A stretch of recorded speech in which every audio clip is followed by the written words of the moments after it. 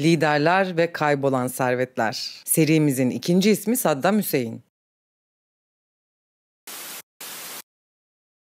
Saddam 1937'de Fırat kıyısında Tikrit yakınlarındaki Elavca köyünde doğdu. Köyde elektrik yoktu, yollar topraktı, evler kerpiçti. O yıllarda Irak resmen bağımsız olmuştu ama petrol gelirlerinin neredeyse tamamı hala İngiliz ve Amerikan şirketlerinin elindeydi. Yani ülkede zenginlik vardı ama bu zenginlik köylüye yansımıyordu. Elavca'da yıllık gelir 150 doları bile bulmazken aynı topraklardan çıkarılan petrol 100 milyonlarca dolar kazandırıyordu. İşte Saddam bu adaletsizliğin göbeğinde doğdu. Babası daha o doğmadan ortadan kayboldu. Kimine göre öldü, kimine göre ise terk edip gitti. Annesi Sabha, İbrahim Hasan adında başka biriyle evlendi. Saddam için bu evlilik hayatı daha da zorlaştırdı. Üvey baba sertti. Çocuğu sabahları sopayla uyandırıyor, koyun gütmeye zorluyor, okula gitmesine izin vermiyordu. Yani çocukluğunun ilk yılları yoksulluk ve şiddet içinde geçti. Çocuk yaşta gördüğü şey güçsüzün ezilmesi ve güçlü olanın istediğini yapabilmesiydi. 10 yaşına geldiğinde artık bu hayata dayanamadı. Tikrit'e kaçtı. Orada onu dayısı Hayrullah Tufah karşıladı. Dayısı sıradan bir adam değildi. 1941'de İngilizlere karşı yapılan darbe girişimine katılmış, başarısız olunca hapse girmişti. Hapisten çıkınca Tikrit'te öğretmenlik yapmaya başlamıştı. Saddam onun yanında sadece barınmadı. İdeolojiyi, öfkeyi, bizim hakkımızı yabancılar yiyor fikrini orada öğrendi. Yani ilk defa kişisel sıkıntılarının ötesinde siyasi bir öfkeyle tanıştı. 1955'te Bağdat'a gitti. Liseye yazıldı. Bu yıllarda Arap dünyasının kahramanı Cemal Abdülnasır'dı. Mısır'ın lideri Batı'ya kafa tutuyor, millileşme çağrısı yapıyordu. 1956 yılında Süveyş krizi patladığında İngiltere ve Fransa kanalı geri almak için saldırmış ama Nasır direnmişti. Saddam gibi gençler için bu büyük bir ilham kaynağıydı. Onlar da ülkelerinin petrolünü geri istiyordu. İşte tam bu atmosferde henüz 19 yaşındayken Saddam Baas Partisi'ne katıldı. Şimdi burada Baas Partisi neden cazipti sorusunu sormak lazım. Çünkü o yıllarda Arap gençlerinin önünde 3 seçenek vardı. Ya Batı'ya yanaşıp statükoyu kabul edeceklerdi, ya komünist olup Sovyetlerle bağ kuracaklardı, ya da Baas gibi Arap milliyetçisi partilere gireceklerdi. Saddam üçüncüsünü seçti. Çünkü Baas hem yabancılara meydan okuyordu hem de güçlü bir liderlik vaadi taşıyordu. 1958'de Irak'ta büyük bir kırılma oldu. General Abdülkerim Kasım darbeyle monarşiyi devirdi. Saddam bu değişimi heyecanla izledi. Ama Kasım kısa sürede komünistlerle yakınlaştı. Baasçılar için bu kabul edilemezdi. 1959'da Kasım'a suikast düzenlenmesine karar verildi. Saddam bu suikasti gerçekleştirmek için gönüllü oldu. 7 Ekim günü sokakta pusu kurdular. Silahlar patladı ama operasyon başarısız oldu. Kasım kurtuldu. Saddamsa bacağından vuruldu. Bu olay Saddam'ın hayatındaki ilk büyük dönüm noktasıydı. Çünkü o günden sonra artık bir köy çocuğu değildi. Devletin gözünde aranan bir suçlu, partisinin gözünde ise cesur bir militan olmuştu. Suriye'ye, oradan Mısır'a kaçtı. Kahire'de 4 yıl kaldı. Hukuk fakültesine yazıldı ama derslerden çok Nasır'ın rejimini inceledi. Nasır'ın 1956'da Süveyş kanalını millileştirmesi, 1961'de büyük şirketlere el koyması Saddam'a ders oldu. Çünkü kendi ülkesinde de bir gün aynı şeyi yapabileceğini düşünüyordu. 1963'te Baas darbe yaptı. Kasım devrildi. Saddam hemen geri döndü ama iktidar kısa sürdü. Parti içi kavgalar ve ekonomik zorluklar yüzünden Baas birkaç ayda devrildi. Yine de Saddam güvenlik işlerinde öne çıktı. Sertliği, sadakati ve gözü karalığıyla tanındı. 1964'te önemli bir bağ kurdu. Tikrikli Albay Ahmet Hasan Elbekir'le ittifak yaptı. Bu ilişki Saddam'ın ileride iktidara yürüyüşünün anahtarı olacaktı. Çünkü Bekir orduda güçlüydü. Saddamsa partide yükseliyordu. İkisi birleşince siyaset ve ordu arasında köprü kuruldu. 17 Temmuz 1968'de Baas Partisi ikinci kez darbeyle iktidarı aldı. Cumhurbaşkanı koltuğuna Ahmet Hasan Elbekir oturdu. Ama asıl güç perde arkasındaydı. Çünkü güvenlik kurumlarının başına geçen, atamaları yapan, parti içindeki muhalifleri tasfiye eden kişi Saddam'dı. Henüz 31 yaşındaydı ama devletin sinir uçlarına hakim olmaya başlamıştı. Saddam'ın ilk yaptığı şey istihbaratı eline almak oldu. Çünkü iktidarda kalmanın en önemli yolu kimin ne düşündüğünü, kimin kime bağlı olduğunu bilmekti. Irak'ın istihbarat teşkilatı baştan aşağı yeniden kuruldu. Görevlere çoğunlukla Tikritli akrabalar getirildi. Bu tercih sadece hemşiricilik değildi. Saddam kendisine mutlak sadakat gösterecek kişileri seçiyordu. Çünkü aynı köyden, aynı aileden olanlar ona ihanet ederse kendi hayatlarını da riske atmış olacaklardı. Böylece devlet kadroları kan ve çıkar bağıyla kendisine bağlanmış bir sadakat ağına dönüştü. 1969'da Saddam gücünü pekiştirmek için gösterişli bir hamle yaptı. İsrail'e casusluk yaptıkları iddiasıyla 14 kişi Bağdat'ın merkezinde Tahrir Meydanı'nda idam edildi. Bu idamlar hem halka hem de dünyaya mesajdı. Bakın hainleri yakalıyoruz diyerek içeride korku, dışarıdaysa kahramanlık imajı yaratıyordu. 1970'lerin başında Irak için en kritik mesele Kürt isyanıydı. Kuzeydeki petrol bölgeleri, özellikle Kerkük çevresi, Kürtlerin yoğun yaşadığı yerlerdi. Onların bağımsızlık talebi devletin en değerli gelir kaynağını tehlikeye sokuyordu. Saddam'ın tavrı sertti. Köyler yakıldı. Binlerce insan zorla göç ettirildi. Bu operasyonları yönetenlerden biri kuzeni Ali Hasan el-Mecid'ti. O dönemden itibaren kirli işleri yapan adam olarak bilindi ve ileride Kimyasal Ali adıyla tarihe geçti. Ama Saddam'ın asıl büyük hamlesi 1 Haziran 1972'de geldi. Televizyona çıktı ve Irak Petrol Şirketi'nin millileştirildiğini açıkladı. Halk sokaklara döküldü. Kutlamalar yapıldı. Çünkü bu kağıt üzerinde yabancı şirketlere ait olan petrolün artık devlete geçtiği anlamına geliyordu. O güne kadar Irak'ın yeraltı zenginlikleri İngiliz ve Amerikan şirketlerinin kasasına akıyordu. Sadece bir kuyudan elde edilen yıllık geliri 100 milyon doları bulurken devletin kasasına kalan çok azdı. Bu yüzden millileştirme halk için bir gurur, Saddam içinse siyasi bir zaferdi. Ama perde arkasında daha önemli bir şey oldu. Aynı gün gizli bir kararname çıkarıldı. Petrol gelirlerinin belli bir yüzdesi stratejik fon adı altında ayrılacaktı. Bu fon kağıt üzerinde kriz zamanları için ayrılan rezervdi. Gerçekte ise Saddam'ın kişisel kasasıydı. İşte burada nasıl sorusu devreye giriyor. Para nasıl aktarılıyordu? Mekanizma şöyle işliyordu. Devlet büyük bir altyapı projesi için yabancı bir firmayla anlaşma yapıyordu. Mesela bir rafineri ya da bir petrokimya tesisi. İhalenin resmi bedeli yüksek tutuluyordu. Gerçek maliyetin üstüne eklenen fazlalık gizli fonlara aktarılıyordu. Bu farkın bir kısmı İsviçre'de açılan hesaplara, bir kısmı da yabancı şirketlerin yöneticilerine teşekkür parası olarak gidiyordu. Böylece sistem hem Saddam'ın kasasını dolduruyor hem de yabancı şirketleri işbirliğine mecbur bırakıyordu.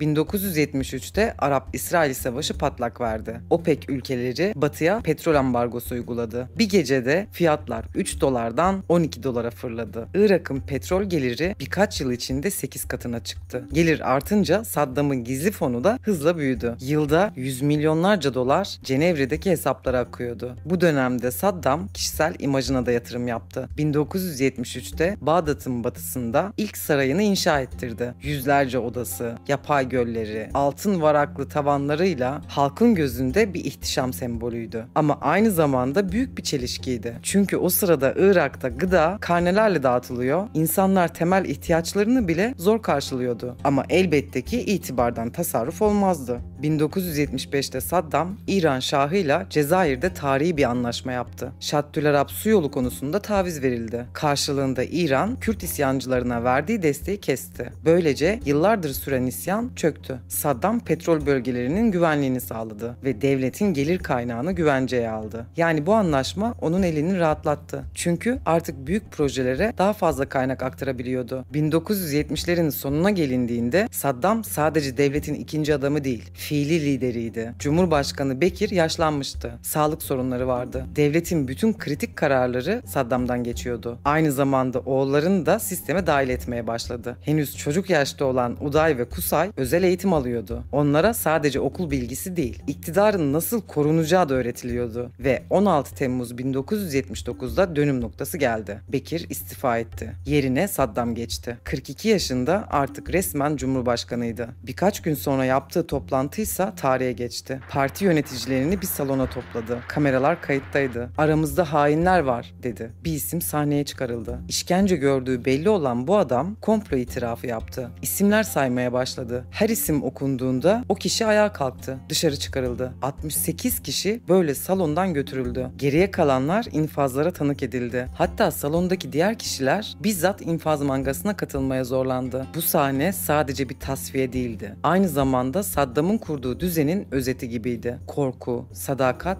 ve suç ortaklığı. İnsanlar artık sadece ona itaat etmek zorunda değildi. İşlediği suçlarda paydaş haline gelmişti. Kaçış yolu kalmamıştı. 1979'da Saddam Cumhurbaşkanı olduğunda elinde iki şey vardı: sınırsız iktidar ve artan petrol gelirleri. Ama aynı yıl doğuda çok büyük bir gelişme yaşandı. İran'da şah devrildi. Hümeyni iktidara geldi. İran ordusu dağıldı. Generaller idam edildi. Ülke kaosa sürüklendi. Saddam bu tabloya baktığında tarihi bir fırsat gördü. Neden fırsattı? Çünkü Irak'ın doğu sınırında, yani İran'ın Huzistan bölgesinde çok büyük petrol rezervleri vardı. Üstelik burası Arap nüfusun yoğun olduğu bir bölgeydi. Saddam bu bölgeyi alırsa hem petrol gelirini katlayacak hem de Arap dünyasında Hümeyni devrimini durduran lider olarak kahramanlaşacaktı. Yani hem para hem prestij. 22 Eylül 1980 sabahı Irak ordusu İran sınırını geçti. Saddam birkaç haftada zafer ilan edeceğini sanıyordu. İlk günlerde hızlı ilerlediler. Hürremşer kuşatıldı. Abadan rafinerisi vuruldu. Ama hesap etmediği bir şey vardı: İran halkının direnci. Hümeyni cihat çağrısı yaptı. Yüz binlerce gönüllü cepheye koştu. Irak'ın ilerleyişi durdu. Cepheler kilitlendi. Birkaç haftalık planlanan savaş bir bataklığa dönüştü. Savaşın maliyeti inanılmazdı. Irak günde 50 milyon dolar harcıyordu. Bu para nereden bulunuyordu? Petrol gelirlerinden. Ama savaş yüzünden petrol tesisleri de bombalanıyordu. Geliri düşüyordu. Saddam yüzünü Körfez ülkelerine döndü. Suudi Arabistan, Kuveyt ve diğerleri Hümeyni devriminden korkuyordu. Devrim kendi ülkelerine de sıçrayabilirdi. Bu yüzden Saddam'a milyarlarca dolar kredi verdiler. Sen bizim için İran'la savaşıyorsun diyerek onu finanse ettiler. İşte tam burada başka bir nasıl devreye girdi. Bu krediler gerçekten cepheye mi gidiyordu?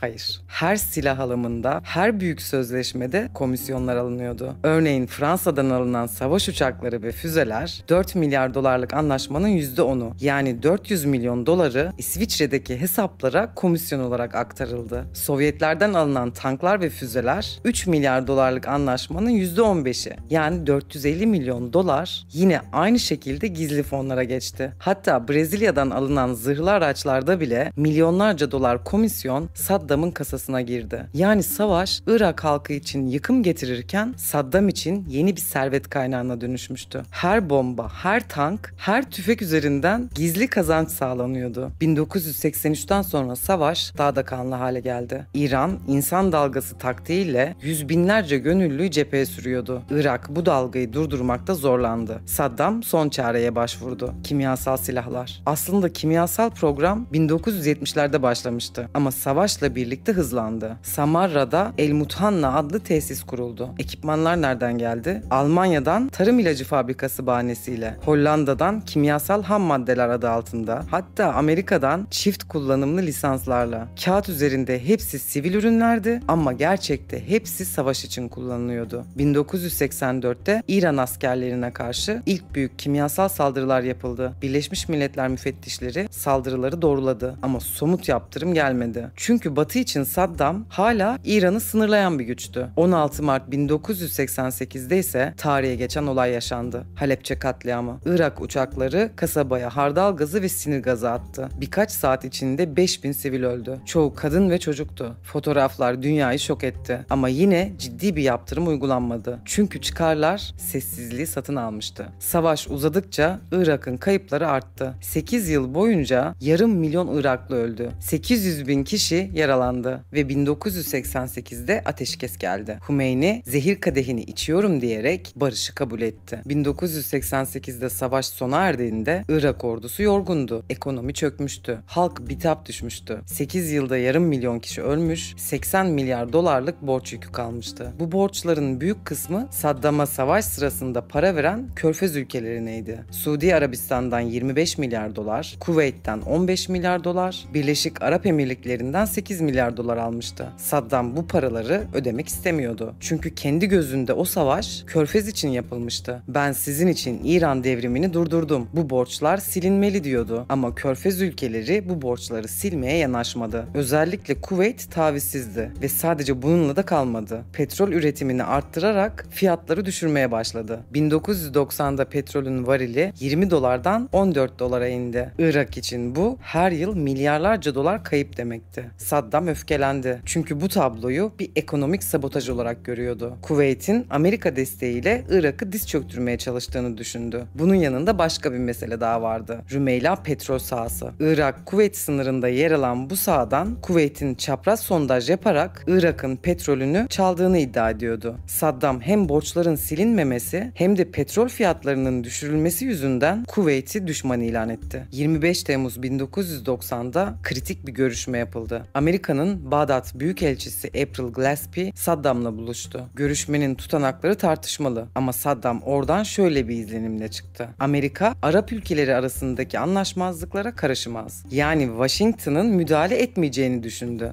Bu yanlış okuma onu hayatının en büyük kumarına sürükledi. 2 Ağustos 1990 sabahı Irak ordusu Kuveyt'e girdi. 100 bin asker 12 saatte ülkeyi ele geçirdi. Kuveyt ordusu küçüktü. Direnecek gücü yoktu. Emir ve hükümet Suudi Arabistan'a kaçtı. İşgalin ilk saatlerinde yağma başladı. Kuveyt Merkez Bankası'ndan 2 milyar dolar nakit ve altın çalındı. Müzeler boşaltıldı. İslam sanatının paha biçilmez eserleri Bağdat'a taşındı. Yatlar, lüks otomobiller, hatta hastane cihazları bile kamyonlara yüklendi. Saddam birkaç gün sonra televizyona çıktı ve Kuveyt'i Irak'ın 19. vilayeti ilan etti. Ama Saddam'ın hesabı yine yanlıştı. Arap dünyasının kendisini destekleyeceğini sanıyordu. Tam tersi oldu. Suudi Arabistan sıradaki biz olabiliriz korkusuyla Amerika'dan yardım istedi. Mısır ve Suriye bile Saddam'a karşı tavır aldı. Birleşmiş Milletler hızlıca toplandı. Irak'ı kınadı ve ekonomik ambargo kararı aldı. 17 Ocak 1991 gecesi çöl fırtınası operasyonu başladı. Koalisyon güçleri Irak'ı havadan vurmaya başladı. İlk 24 saatte 1000'den fazla hava saldırısı düzenlendi. Hedefler sadece askeri tesisler değildi. Elektrik santralleri, su arıtma tesisleri, köprüler, iletişim hatları da vuruldu. Pentagon'un stratejisi açıktı. Irak'ı taş devrine geri göndermek. 42 gün boyunca bombardıman devam etti. 88 bin ton bomba atıldı. Bağdat karanlığa gömüldü. Su kesildi. Hastaneler jeneratörlerle çalıştı. Saddamsa sürekli yer değiştiriyordu. CIA raporlarına göre her gece farklı bir yerde kalıyor. Kimi zaman sıradan bir evde, kimi zaman okullarda saklanıyordu. Ama servet güvende tutulmuştu. Savaş başlamadan önce milyarlarca dolar Ürdün, Lübnan ve Suriye'ye taşınmıştı. 24 Şubat'ta kara harekatı başladı. 100 saatlik savaş diye anılan operasyon Irak ordusunu yok etti. Kaçan birlikler Basra yolunda bombalandı. Ölüm otoyolu olarak bilinen o yolda binlerce Irak askeri öldü. Saddam son kozunu oynadı. Kuveyt'teki 700 petrol kuyusunu ateşe verdirdi. Aylar boyunca yanan kuyular gökyüzünü kararttı. Her gün milyonlarca varil petrol kül oldu. Bu tarihin en büyük çevre felaketlerinden biriydi. Mart 1991'de ateşkes imzalandı. Çöl fırtınası bitmişti. Irak ordusu darmadağın olmuş, ülkenin altyapısı çökmüş ama Saddam hala iktidardaydı. Bunun en büyük nedeni koalisyonun onu devirmemiş olmasıydı. ABD, Irak'ın parçalanıp İran'ın güçlenmesini istemedi. Saddam yerinde kaldı ama ağır bir bedelle. Ülke artık Birleşmiş Milletler ambargosu altındaydı. Ambargoda Irak'ın petrol satması yasaktı. İthalat da sıkı kontrol altındaydı. Yani devletin tek gelir kaynağı olan petrol kesilmişti. Market rafları boşaldı. İlaç bulunmaz oldu. Gıda için karne sistemi getirildi. Bir aileye ayda birkaç kilo un, biraz pirinç, azıcık yağ veriliyordu. UNICEF raporları yüz binlerce çocuğun yetersiz beslenmeden öldüğünü söylüyordu. Bu dönemin Irak halkı için anlamı açlık ve umutsuzluktu. Peki Saddam bu şartlarda nasıl iktidarda kaldı? İşte burada devreye kaçakçılık düzeni girdi. Ambargo kağıt üzerindeydi ve Saddam sistemin etrafından dolaştı. Petrolü gizli yollarla komşu ülkelere satmaya başladı. Ürdün attı. Karayolu üzerinden günde 80 bin varil gönderiliyordu. Ürdün hükümeti göz yumuyordu. Çünkü Irak'tan aldığı petrolü ucuz fiyata alıyor, kendi halkına satıyordu. Bu da Saddam'a her yıl yaklaşık 800 milyon dolar kazandırıyordu. Suriye attı. Eski bir boru hattı gizlice yeniden devreye sokuldu. Günde 150 bin varil petrol Şam yönetimine akıyor. Esad rejimi de bu işten pay alıyordu. İran attı. Asıl ironik olan buydu. 8 yıl boyunca kanlı bir savaş yaptığı İran'a gizli petrol ticareti başladı. Küçük teknelerle Basra Körfezi üzerinden petrol taşınıyordu. Bütün bu yolların toplamından Saddam'ın kasasına yılda milyarlarca dolar giriyordu. Bu para devlet bütçesine yazılmıyor. Doğrudan Saddam'ın ve ailesinin kontrolünde kalıyordu. Yani ambargo halkı aç bırakırken Saddam'a paralel bir ekonomi kurma imkanı sağladı. Tabi ambargo yılları sadece kaçakçılıkla dönmedi. 1996'da Birleşmiş Milletler yeni bir program başlattı. Petrol karşılığı gıda. Irak, Birleşmiş Milletler denetiminde petrol satabilecek, elde edilen gelir gıda ve ilaca harcanacaktı. Kağıt üzerinde masum görünen bu program Saddam için yeni bir fırsata dönüştü. Peki nasıl? Birinci yöntem ek ücret. Irak'tan petrol alan şirketlere resmi fiyatın üzerine varil başına 15 sent ek ücret dayatıldı. Bu paralar Birleşmiş Milletler'e bildirilmedi. Doğrudan Saddam'ın hesaplarına aktarıldı. İkinci yöntem komisyon. Irak'a mal satan şirketlerden kontrat bedelinin %10'u gizlice geri istendi. Yani ülkeye ilaç ya da gıda satan şirketler faturayı şişiriyor, fazlasını Saddam'a veriyordu. Üçüncü yöntem petrol kuponları. Saddam etkili siyasetçilere, gazetecilere ya da iş insanlarına indirimli petrol alma hakkı veriyordu. Onlar da bu kuponları piyasada satarak kar ediyordu. Böylece rejim dünya çapında kendine lobi desteği satın almış oluyordu. Volcker raporuna göre bu yöntemlerle milyarlarca dolar usulsüz gelir sağlandı. Bir kısmı gıda ve ilaç yerine yeni saraylara, lüks araçlara, hatta silah alımına gitti. Yani program halkı açlıktan kurtarmak için kurulmuştu ama yine Saddam'ın servetine yeni bir kanal haline gelmişti. 1990'lar boyunca ambargo Irak halkını çökertti. Çocuk ölümleri, yoksulluk, yıkılan sağlık sistemi. Ama Saddam iktidarda kaldı. Çünkü elinde iki araç vardı. Korku ve para. Korkuyu gizli servisleriyle, parayı ise kaçakçılık ve Birleşmiş Milletler Programı'nın manipülasyonuyla sağlıyordu. 2000'lere gelindiğinde Irak hala ambargo altındaydı. Halk sefalet içinde, devletin altyapısı çökmüş ama Saddam hala tahtındaydı. Bunun sebebi sadece kendi kurduğu korku düzeni değil, aynı zamanda aile imparatorluğuydu. Çünkü artık iktidarın yükünü iki oğlu da taşıyordu. Uday Hüseyin ailenin göz önündeki figürüydü. 36 yaşındaydı. Irak Olimpiyat Komitesi Başkanıydı ama sporla ilgisi yoktu. Bu koltuğu sadece güç aracı olarak kullanıyordu. Düşünün, futbolcular kötü oynadığında onları işkence odalarına götürmek, işkenceyi eğlenceye çevirmek onun için sıradandı. Medyayı da kontrol altına almıştı. Babel gazetesini kurdu. Televizyon kanallarını yönetti. Kara borsa ticaretinin başındaydı. Sigara, içki, elektronik eşya, ne gerekiyorsa onun tek eline giriyordu. Bağdat sokaklarında onun adını duymak bile insanların titremesine yetiyordu. Uday'ın servet tutkusu da, vahşeti de sınırsızdı. Otomobil koleksiyonunda yüzlerce araç vardı. Lamborghini'ler, Rolls Royce'lar, Ferrari'ler. Evlerinde tonlarca altın, nakit paralar bulunuyordu. Onu görenler bir prens değil, şımarık ve kontrolsüz bir zorba olduğunu anlatıyordu. Diğer oğlu Kusay Hüseyin ise daha sessizdi ama çok daha stratejik bir güç merkezindeydi. Özel Güvenlik Teşkilatı'nın ve Cumhuriyet muhafızlarının başındaydı. Yani Saddam'ın güvenliğinden de rejimin bekasından da sorumluydu. Asıl gücü Merkez Bankası'na erişimiydi. Babasının imzaladığı bir talimatla milyonlarca doları çekebiliyordu. Kamyonlara yükleyip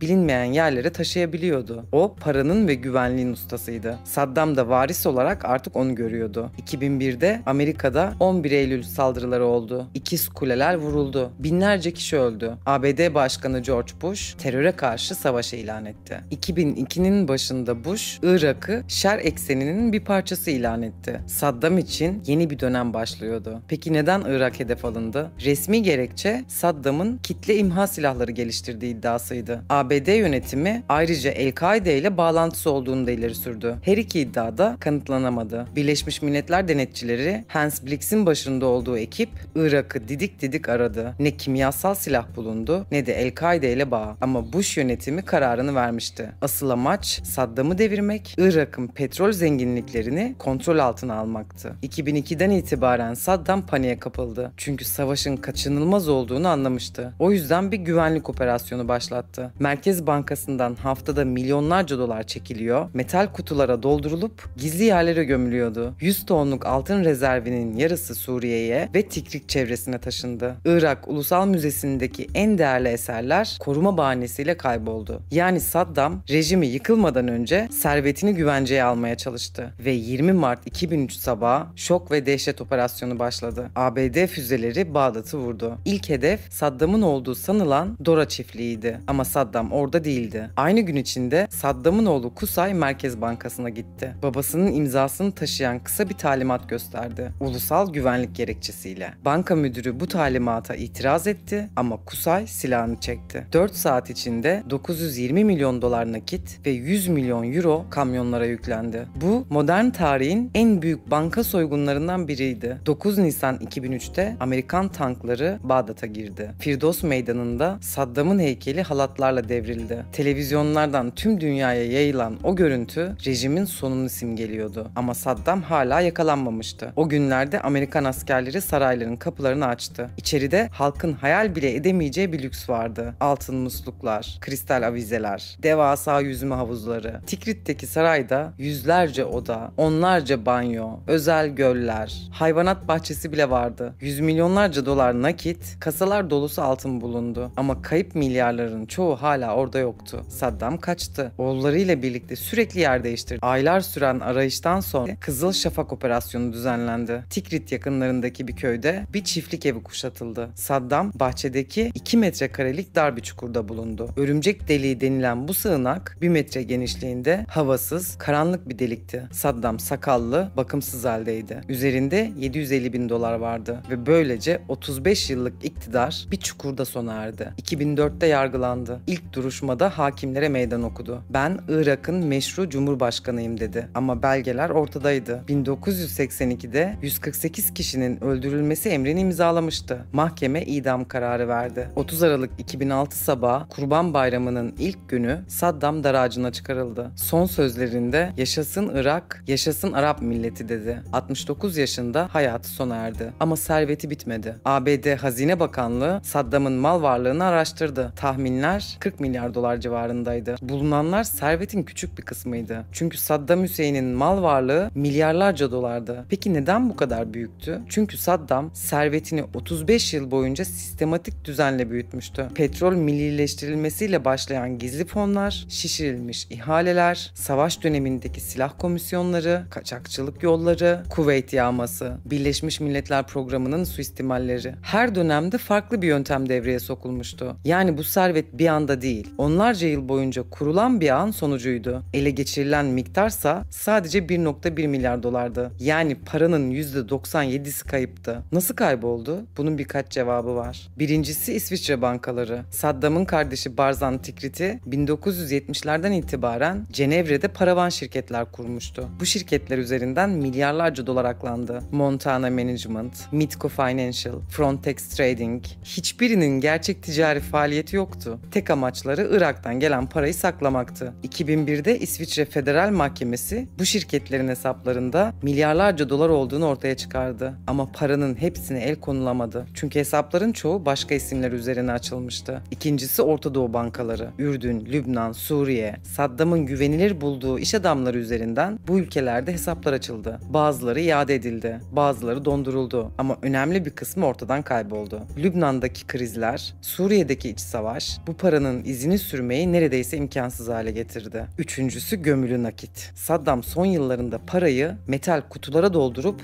Irak'ın çeşitli bölgelerine gömdürmüştü. Tikrit, Ramadi, Felluce çevresinde yüzlerce nokta olduğu tahmin ediliyor. Bu kutuların koordinatlarını sadece Saddam ve oğulları biliyordu. Oğullar öldürüldü. Saddam idam edildi. Yani gömülü hazinelerin çoğu muhtemelen hala toprak altında. Belki de birileri çıkardı. Zaman zaman köylüler tesadüfen nakit dolar paketleri buldu. Ama bu toplamın küçücük bir parçasıydı. Dördüncüsü gayrimenkul yatırımları. Avrupa ve Kuzey Afrika'da villalar ve daireler satın alındı. Fas'ta sahil villaları, Cenevre'de apartmanlar, Paris'te daireler. Bunlar çoğunlukla başka isimler üzerine kaydedildi. Yasal takibi zor. Çünkü belgeler kısıtlı olarak yok edildi. Beşincisi emanetçiler. Saddam bazı güvendiği iş adamlarına, aşiret reislerine milyonlarca dolar teslim etmişti. Onlara rejim düşerse bu parayla direnişi örgütleyin demişti. Ama rejim yıkıldığında bu emanetçilerden çoğu sessizce parayı kendi üzerine geçirdi. Yani Saddam'ın ağının bir kısmı kendi içinde yağmalanmıştı. Sonuç olarak 2003-2010 arasında yapılan uluslararası soruşturmalar sadece 4 milyar dolar civarında parayı geri getirebildi. Gerisi kayboldu. Paranın izini sürmek imkansız hale geldi. Çünkü Saddam'ın kurduğu düzen bir devlet sistemi değil, bir aile şirketiydi. Ve o şirketin kayıtları kasıtlı olarak yok edildi. İşte bu yüzden bugün hala Saddam'ın milyarları nerede sorusu cevaplanamıyor. Belki İsviçre'de bir kasada, belki Beyrut'ta bir bankada, belki Tikrit toprağının altında. Ama kesin olan şu, halkın parası bir daha geri dönmeyecek şekilde kayboldu. Ve işte hikayenin asıl önemi burada. Bu sadece Saddam'ın hikayesi değildi. Bu devlet hazinesinin nasıl bir aile kasasına dönüştüğüydü. Yöntem belliydi. Sadakat ağı kur, Gelirlerden gizli fonlar oluştur, ihaleleri şişir, komisyon al. Paravan şirketlerle akla, muhalefeti sindir. Saddam dar ağacında öldü ama geride bıraktığı şey sadece yıkılmış bir ülke ve kayıp milyarlar değil. Aynı zamanda hala farklı coğrafyalarda tekrar eden bir model oldu. Bu seride iki farklı liderin yolculuğunu gördük. Coğrafyaları farklıydı ama vardıkları nokta aynıydı. Devletin hazinesi kişisel servete dönüştü. Ellerinde petrol vardı ama asıl mesele petrol değildi. Çünkü mesele nakite çevrilebilecek her şeydi. Bir ülkede petrol yoksa doğalgaz olabilir. O da yoksa madenler vardır. Altın, bakır, kömür. Onlar yoksa kıyılar satılır. Ormanlar peşkeş çekilir. Tarım arazileri el değiştirir. Devlet fabrikaları özelleştirme adıyla devredilir. Gerçek değeri halka değil, iktidara yakın çevrelere aktarılır. Rantın kaynağı sadece yerin altındaki zenginlikler değildir. Yerin üstündeki değerler de aynı şekilde tüketilir. Kıyılardaki arsalar otellere açılır. Şehir merkezlerindeki toprak inşaat rantına çevrilir. Köprüler, otoyollar, havaalanları yapılır. Maliyetler şişirilir. Fark komisyon olarak kasalara akar. Devletin kasasından çıkan her kuruş ihaleler ve paravan şirketlerle özel kasalara dönüşür. Hatta eğitim ve sağlık bile bu düzenin parçası yapılabilir. Kamu fonları vakıflara, derneklere, cemaatlere aktarılır. Kağıt üzerinde halka hizmet için, gerçekte ise iktidara yakın çevrelerin kasasını doldurmak içindir. Dış borç bile bu oyunun bir aracı olabilir. Devlet borçlanır, projeler şişirilmiş faturalarla yapılır. Paranın yarısı yurt dışına aktarılır. Kısacası mesele petrolden ibaret değildir. Bir kez bu düzen kuruldu mu, nakde çevrilebilecek her şey aynı işlevi görür. Bu yüzden bu hikaye yalnızca Irak'ın ya da Libya'nın değil. Unutmayın, hangi ülkede, hangi coğrafyada olursa olsun doğal kaynaklar, madenler, fabrikalar, araziler, ormanlar, sahiller, denizler, dereler bir ailenin servetine dönüştüğünde